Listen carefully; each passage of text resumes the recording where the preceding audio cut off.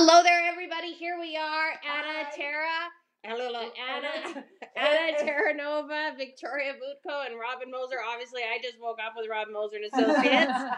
And we are here today, and we're talking about a cocktail called Between the Sheets, and we're going to tell you about how to move from single life into non-single life when it comes to real estate, because it is Valentine's Day. That's right. I know. So we're going to start with a very sexy, well, at least the name is very sexy, cocktail, That's Between right. the Sheets.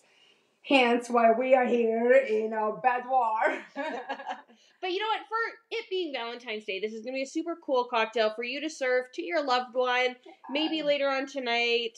Obviously, you're probably not serving them cocktails at noon, and if you are, good job! Yeah, well, who knows? Some people take this day True. seriously, right? Yeah. Okay, let's start with a recipe. All right, recipe, here we go. So the recipe is super simple. It's some pretty basic ingredients that most of the time most people will have in their collection.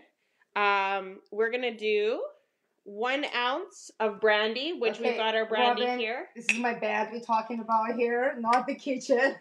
Less splashy. The pressure is It on. is pressure, oh my god. The pressure in the bedroom. I have to make sure that they don't tip over. The performance pressure. To not ruin and put rum all over Anna's bed. Yeah, I know. Well, Robin, you requested clean sheets. I've been cleaning like a mad person. This is like fresh from laundry right now.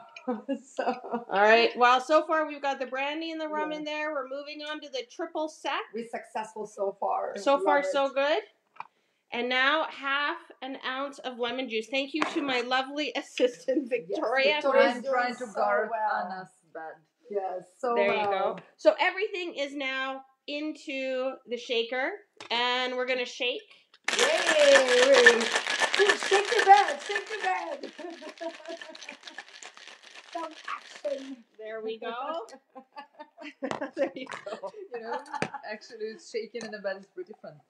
So it's a chilled cocktail glass with a twist of lemon in there, and now you're just gonna strain your beautiful, amazing Between the Sheets cocktail right into your glass, and there you go.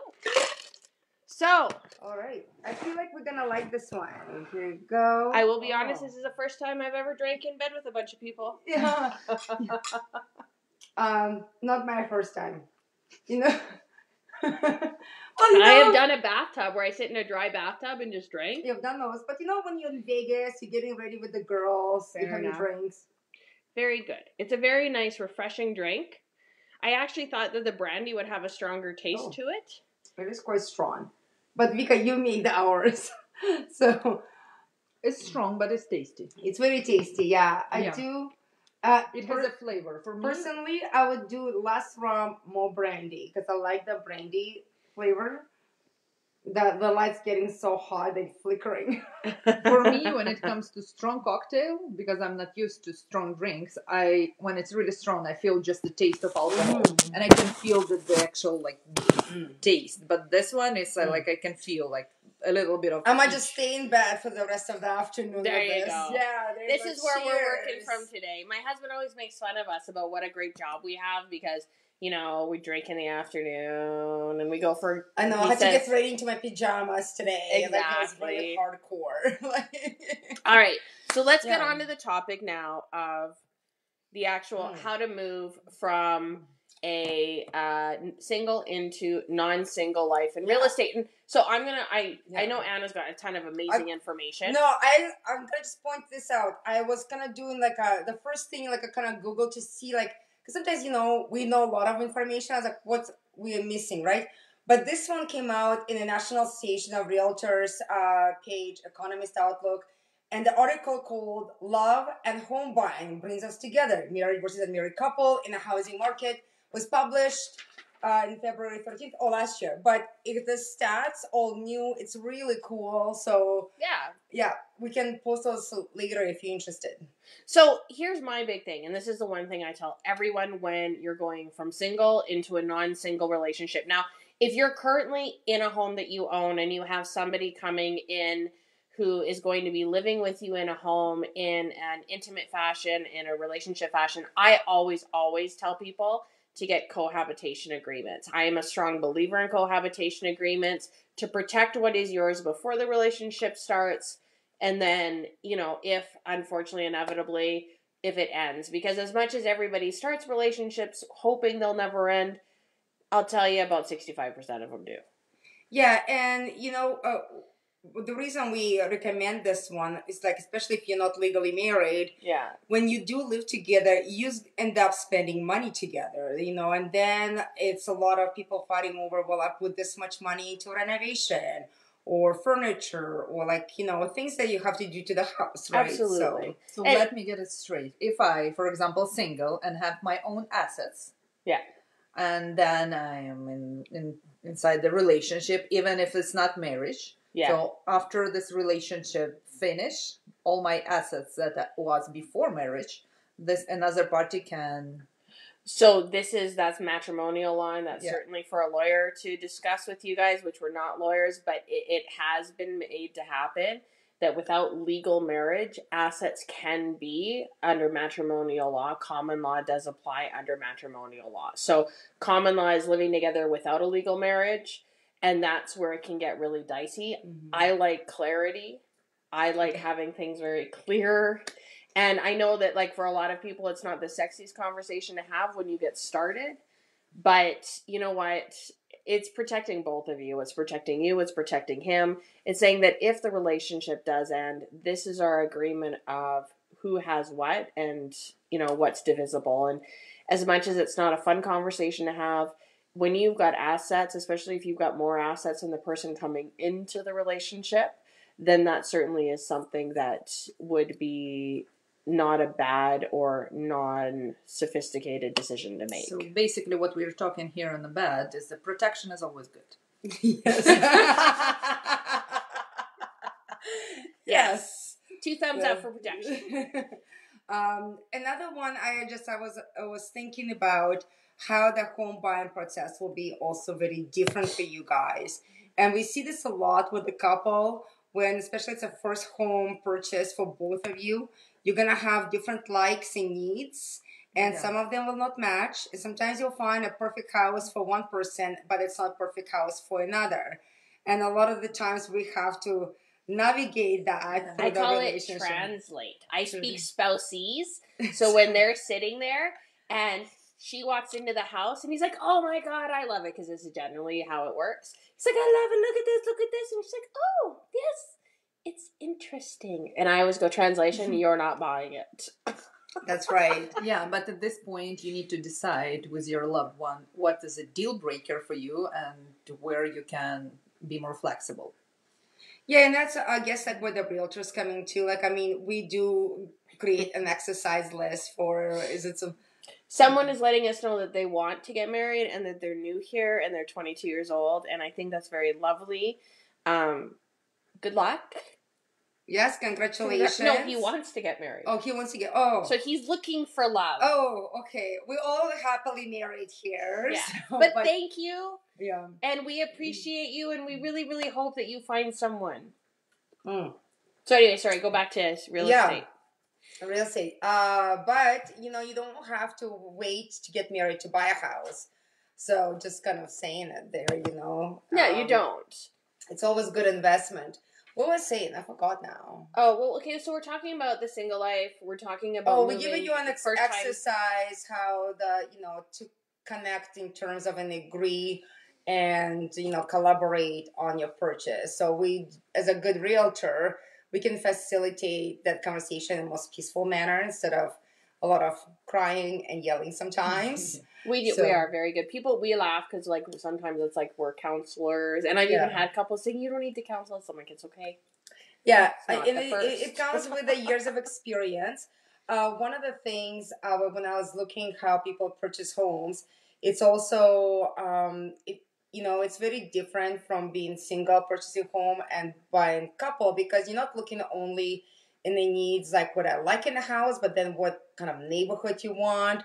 Are you guys thinking of starting a family where both of you work? How much time you need to commute, and a lot of people say, well, you're not even getting married yet. But the thing is, things change, right? Yeah. And how you guys are gonna evaluate your investment that you're purchasing together will be very different. And you need to understand that sometimes people don't even know why they don't like houses and why they're confused, right? Like they're walking around, but because they don't understand how the future is gonna play out yet. And again, like I think, well, for myself, I was like, hey guys, like, I always point out in the future, in 5 years, let's say if they have you have one kid, you have 2 kids, 3 kids, like how is this house gonna serve you? Do you like entertain? Will your more friends will be joining? Will your family come stay with you? Especially if you start living, let's say, outside of Calgary, right? Yeah. And those are good questions to ask. Even if you don't have kids, if you decide to have a couple dogs, like they need space. They need yard. Yeah. Yeah. And if you're in a condo, you need rules that allow them. The other thing, too, is when you're buying a house and you're buying that house together, there is some great bonuses to that, is that it actually takes into account both of your incomes. And, that's right. And they're saying right now that your income times 4.5% is roughly what you should qualify for, of course, less any debts and stuff like that. But the other thing that I've seen happen, and this is the part that really super sucks, is that it also takes into account both your credit rating. So if one of your spouses has a bad credit rating and you don't, that's going to bring your chances of buying a house down. So there has been scenarios where it's been in a couple, they get together, they go to buy a house, and they can only put one person's name on title because the other person has such horrible credit. So when you really start sharing everything, as crappy as it sounds, you really start sharing everything. So if you haven't told your spouse you have bad credit or you have these outstanding debts that, like I had one couple, the husband was like, well, or the guy was like, well, but I don't agree with this outstanding debt they have in my credit bureau. I'm like, it's great that you don't agree. It's $750, but you know what? It is stopping you and your significant partner from being able to buy a house. So how about you suck up the $750, you pay it off, and let's bump up your credit. Yeah. And those are kind of things that have to happen. And those are small things. Like people say, oh, it's only $700. Like I've seen like disputes in the credit history over $30 like phone bill. Yeah. Oh my God. Yeah. Once 80 cents screwed up my credit. 80 cents. 80 cents. Yeah. So that's kind of like the thing. If your credit has been discharged, but like in terms of with a credit card or service company, but it has not been notified on a credit bureau, you guys can provide the letter and get it off your credit history. But yes, if it's like goes 10 years ago and you own $10, just pay it so you can fix your credit. And because, sometimes it's better than pride. Yeah, and that also takes time, actually. Well, but credit score. That fight though that you've been having, that's just been affecting you. Now that you're in a relationship, it's going to affect your significant partner also, because it may affect your guys' ability to buy a house instead of throwing money away on rent. That's right. Yeah, the rent is a loose battle, especially in this market. Oh yeah, and it's going to increase according to the forecast. The rent rate is going to increase for 10.6% this year. Yeah, it's not getting any cheaper. So what else? Anything else we can think about? Well, so you get double increased home buying power, which is fantastic, which is why as soon as you're in a couple, I think you should. And people think that just because you buy a house with someone that it's like a commitment. It is really not. People don't realize how liquid real estate really is. It's not as easy as just packing up your stuff and walking out the door. But hey, it's better than throwing money away on rent. So if you're with someone and you have the capacity to buy a house and you don't know where the relationship is, it at least is getting you into an investment of which you can liquefy at some point for a profit and then go out and buy your own house if that didn't work out. Like, it's really not I think a lot of people actually have a fear sometimes if they're not in a legal, marriage, buying a house together and how they affect. That's why they actually go to rent. Let's see how we can live together, but then you end up living together for 5 years. Yeah. Where you could have basically made your money on a house in principle. And yes, it takes a little bit more work in terms of if you guys decide to separate, but at the end of the day, again, I would recommend contact your professional, contact the realtors, Robin Moser and Associates here. If you guys have any questions in terms of how can I protect myself? Where do I start? Can we do this? Can we qualify for the double income to get a bigger mortgage? And we always are full of advices, and whatever we don't know, we work with a great group of professionals that can. The other thing to think about too is that sometimes what ends up happening, and I've seen this too, is where you have the person move into the one person's house that they've owned that whole time, and the person who owns the house is like, well, of course they're going to feel like it's theirs. I'm not trying to throw this out there, but they don't. It's never their house. It's always your house. So maybe liquefying one asset, like the house you're currently living in, buying a house that could be both of yours is maybe not a horribly bad idea. Yeah, that's very psychological, I find. Yeah. And I mean, I've never been in that situation, but every time, like, even friends and my clients, yes, I do notice that as soon as, like, if you didn't do it together, it's somebody's house. It's not my house. You know, I just noticed that it's taking a really, like, a negative tone on a... Oh, I'm sorry. I thought it was going to be more playful. I was like, is. yeah, you guys together are going to buy a house, like, you know, bigger and better. You know what I think it is? I think it's because I've been married for 23 years, and if I ever actually had to get into another relationship, I would just want to be so protective of everything for my children. I guess we're trying to prepare you for the worst, but hope for the better. Is a kind of... but it is exciting, and honestly, like buying a house, because I guess as a realtor, what we always think about... I personally love working with that new couple. Like, so you know, you guys so cute, Yeah, but I think that it makes me feel so important. But you want to counsel them in a nice way. Yeah. Like, I had another couple, and they've been together for a super long time, and she had an inheritance, and they were legally married, and I said, okay, well, you're legally married, you have this inheritance. I said, I'm not a lawyer, but it's my understanding that if you start using the inheritance towards matrimonial property or things like buying a house, it's going to become matrimonial property. Are you okay with that? And the husband's sitting right there. I said, I'm not trying to be rude. Just laying it out for you, just so you understand. And it's because that's exactly it. We're trying to make you think of what you don't know, the things you haven't thought about. And there's lots of, when you're in a relationship, you always think about the great things. The great things, that's the easy things to come I also want to say, like, you know, this is something like we did talking in our industry, that some of the realtors are uncomfortable bringing issues like this to the couple because they don't want, you know, too much lemon into a transaction and kind of poke a bear. But at the end of the day, so there's some hard questions you have to ask your clients and not to be afraid of it because, you know, you guys have lots of trust in us. And if you say, well, you never told us, and if I feel like, well, it was uncomfortable, I'm not doing my job. No. Yeah.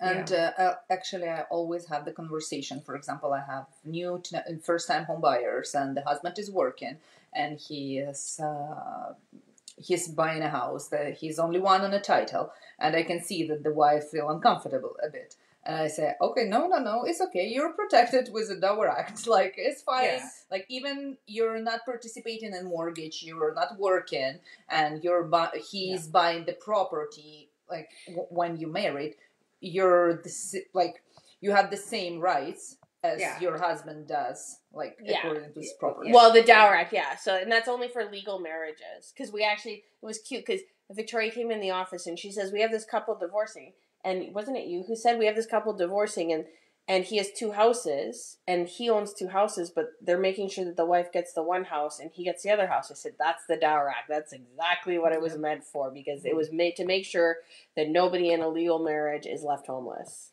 Mm-hmm. So. Excellent. Let's talk about the prices. Prices! I'm going to try to reach over. Oh, got it. Okay, so we doing Scrappy Bitters. Scrappy Bitters. It is actually funny. Well, but Keep It Bitters was a little bit of it was my tongue in cheek. It's Valentine's Day month. Sometimes people get bitter, so we're acknowledging the anti-Valentine's Day people along with the Valentine's Day people. The love and the bitterness. But they have also some recipes at the back how you can use it to elevate your drink. Super fun. And of course, by how you're gonna win all our prizes is by love, sharing, tagging your friends and family on all our social media platforms: YouTube, LinkedIn, Facebook, TikTok, Instagram. Come on, man! Keep changing. So anywhere you're gonna see the Tipsy Realtors. And what are we doing next week? So next week is actually going to be one of my favorite cocktails. Ooh. I know, I'm a big fan. Usually Robin and I have pretty good same taste, so Yeah. I'm probably going to like it. So this one is the Navigator, and we're talking about how to navigate the current market. So I love the Navigator. It's some wicked ingredients. It's one of my favorite gins.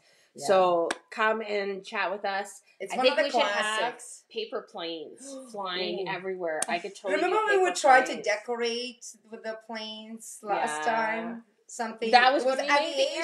Made the aviation, or was that the airplane? Because we did the airplane cocktail too. Maybe we did the airplane. But it could have been aviation. Yeah. But the Navigator, unless you know how to like. Oh no! Navigator is more like the person with the maps. The maps. Yeah. So I'll just put maps all over my kitchen tomorrow. We can put like one of those like big world map. Do you have one? I have one. No. But it's giant. I need a truck to burn it.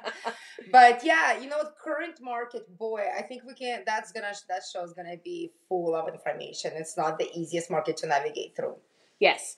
And we do want to say that thank you to everyone who watched our show. We do only specialize in home buying, not relationship matching. But if we do definitely have someone out there that's looking for couples, I'm sure we have no problem if we happen to meet each other at an event.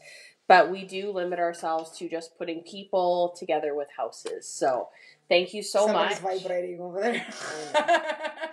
I think this is funny. We're it's sitting in your nightstand. I was going to say, we're in Anna's room and something's vibrating. I don't know, Anna. It's the timer. Right, thanks for watching, guys. Thank you. If you like, love, share our show, enter to win. And if you know anyone buying or selling real estate in the next 6 to 12 months, please make sure they give us a call. Friends, family, coworkers. If you like them, if you don't like them, we don't mind. We'll help them out either way. That's right. Thanks so much. Bye-bye. Bye.